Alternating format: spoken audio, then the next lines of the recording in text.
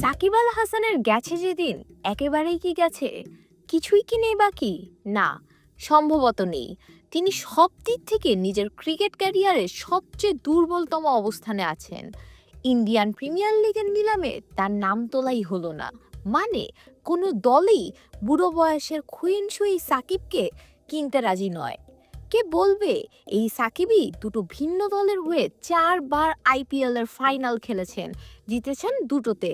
Kolkata night Riders দলে নিজের দেখা সর্বকালের সেরা দল বানাতে তাকে অনায়াসে রাখেন খোদ গৌতম গম্ভীর।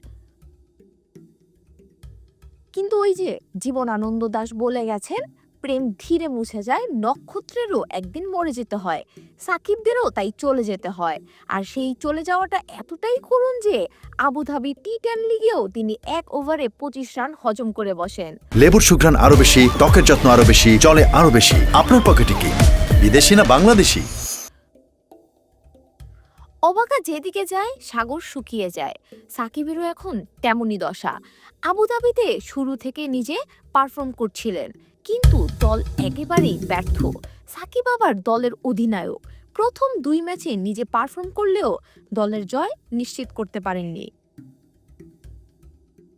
তৃতীয় ম্যাচে দল জিতেছে বটে, তবে ব্যর্থ হয়েছেন অধিনায়ক সাকিব।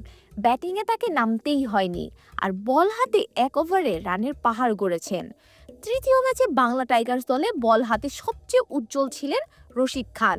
2 ওভারে মোট 4 রান দিয়ে নেন 2 উইকেট। আর ব্যাটিংসে 14 বলে হাফ সেঞ্চুরি করেছেন ইংল্যান্ডের লিয়াম লিভিংস্টন। 2 বল বাকি থাকতে 7 উইকেটের জয় পেয়েছে বাংলা টাইগার্স।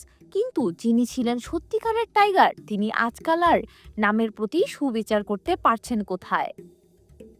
শাহানা পারভীন নূপুর, খেলা 71।